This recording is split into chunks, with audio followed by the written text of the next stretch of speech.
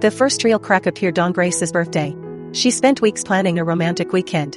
She reserved a luxury resort, bought Liam an expensive designer watch, made dinner reservations overlooking the ocean. The day before the trip, Liam called. "I have to cancel." Grace frowned. "What happened?" "A client booked a private retreat. I can't lose the income. We'll celebrate another time." Grace tried to hide her disappointment. "It's okay." She spent her birthday alone. Liam sent flowers. No visit. No dinner. No apology beyond a brief text. For the first time, Grace wondered if she was giving more than she was receiving. Not long afterward, little changes began piling up. Liam stopped texting first. Phone calls became shorter. Dates were cancelled more frequently. Whenever they were together, he seemed distracted. His phone constantly buzzed. If Grace asked who was messaging him, he'd laugh. "You're getting jealous." She forced a smile. "I'm not jealous." But she was, because she remembered doing the exact same thing to Jonathan. Ignoring him. Hiding her phone. Making excuses. The realization unsettled her. One afternoon, Grace decided to surprise Liam at the gym. She carried his favorite coffee. When she walked inside, she noticed the receptionist glance at her with an awkward expression. "Is Liam around?" "He just left." "Really?" "Yes." Grace thanked her and turned to leave. As she stepped outside, she saw Liam across the street. He wasn't alone. A young woman in workout clothes stood beside him. They laughed together, then Liam casually wrapped his arm around her shoulders. Grace froze. It looked painfully familiar. Almost identical to the way he used to walk beside her. Grace didn't confront him. Instead, she quietly returned to her car. Her hands trembled the entire drive home. That evening, she asked him directly. "Were you with another client today?" Liam didn't even hesitate. "Yes. The receptionist said you'd already left. I had another appointment. I saw you." Liam looked annoyed. So, who is she?" "A client." "She didn't look like just a client." Liam sighed dramatically. "I can't believe you don't trust me." Grace stared at him. Months earlier, Jonathan had asked almost the same question. And she responded almost the same way. Now she understood how manipulation sounded from the other side. Over the following weeks, Liam became increasingly distant. He answered messages hours later. Sometimes not at all. He claimed he was overwhelmed with work. Yet his social media showed expensive restaurants, parties, and weekend trips. Grace was untagged in any of them. Whenever she brought it up, Liam accused her of being controlling. "You've changed." "No," Grace whispered. "I think I finally opened my eyes." Liam laughed. "Don't start acting like my wife." Those words hit Grace like a slap. My wife. She wasn't. She had destroyed her marriage for a man who didn't even see a future with her. Then came the day everything collapsed.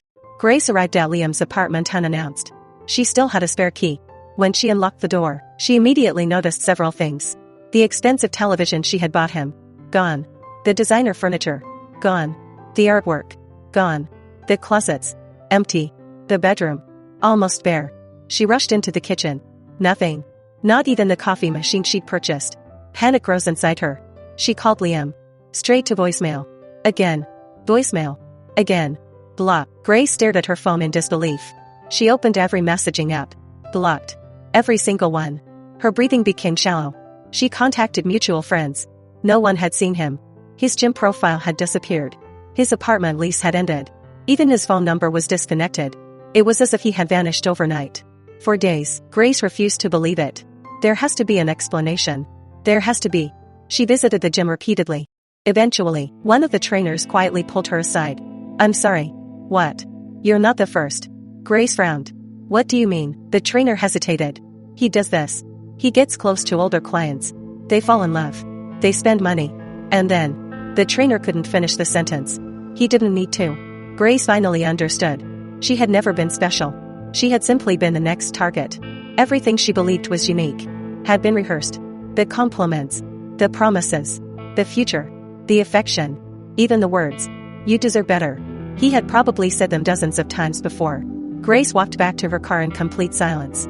For the first time since leaving Jonathan, she wasn't angry at anyone else. She was forced to face the one person responsible for every decision that had led her here. Herself. Grace barely left her apartment for the next several weeks. The silence she had once escaped now surrounded her from every direction.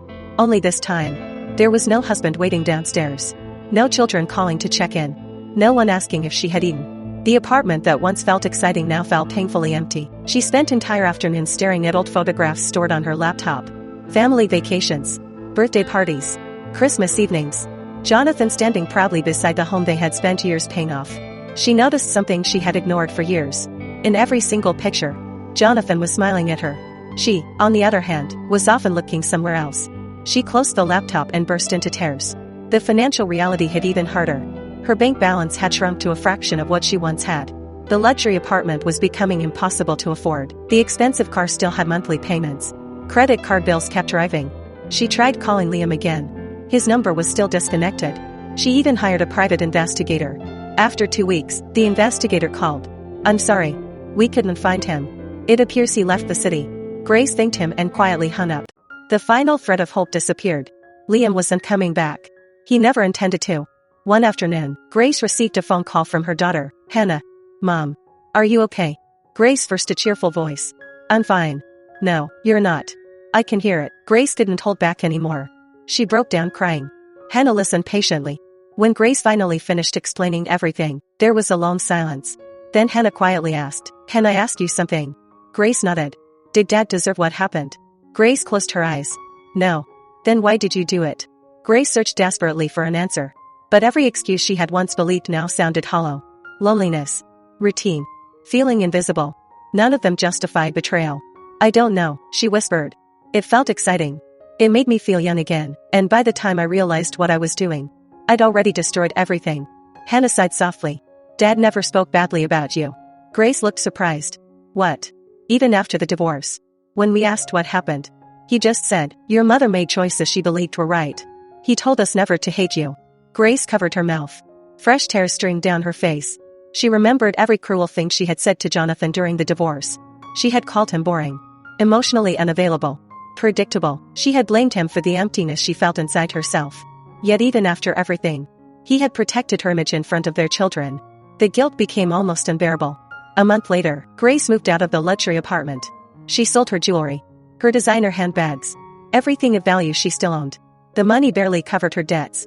For the first time in nearly 20 years, she updated her son. She applied for office jobs, receptionist positions, retail work, anything. Interview after interview ended the same way. "We'll let you know." Most never called back. She had spent years depending on someone else. Now she had to rebuild her life from the ground up. Meanwhile, Jonathan's life slowly improved. Not because he had forgotten the betrayal, but because he refused to let it define him. He joined a hiking club, reconnected with old friends, started volunteering on weekends, helping build affordable homes for struggling families. The work gave him purpose. His smile gradually returned. Not because the pain disappeared, but because he had learned to live beyond it. People noticed a quiet confidence about him. It wasn't pride. It wasn't bitterness. It was peace. Nearly 2 years after the divorce, Grace saw Jonathan by chance. She had just finished another unsuccessful job interview. As she walked past a bookstore, she saw him stepping outside carrying a paper bag. He looked healthier, calmer, lighter. For a moment she considered walking away. Instead, she crossed the street. "Jonathan." He turned around. For a brief second, surprise crossed his face. Then he smiled politely. "Grace." There was no anger, no resentment, only calm. The same calm she had once mistaken for weakness. "You look well," she said quietly. "I've been doing okay. And you?" Grace gave a sad smile. "I've had better years." Jonathan nodded gently. Neither of them spoke for several moments. The rain continued falling around them. Finally, Grace whispered, "I'm sorry." Jonathan remained silent. "I know saying it doesn't change anything. I know I don't deserve forgiveness. But I need you to know. I was wrong. I blamed you for things that were never your fault. I traded a real life for a fantasy. And by the time I realized it, it was too late." Jonathan listened without interrupting.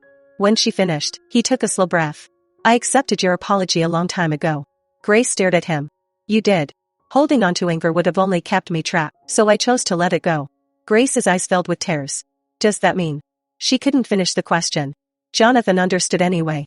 "No. I forgave you. But forgiveness isn't the same as rebuilding trust. Our marriage ended the day you chose someone else." Grace slowly nodded.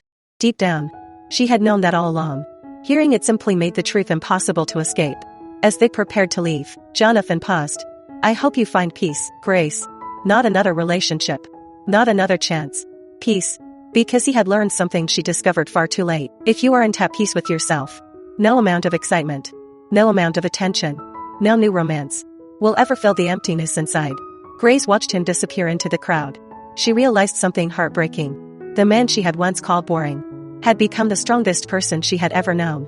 But because he refused to let betrayal turn him into someone bitter, Grace walked home alone. For the first time in years. She wasn't chasing excitement. She wasn't running from guilt. She was finally facing the consequences of her own choices. She could never recover the years she had thrown away. She could never undo the pain she had caused.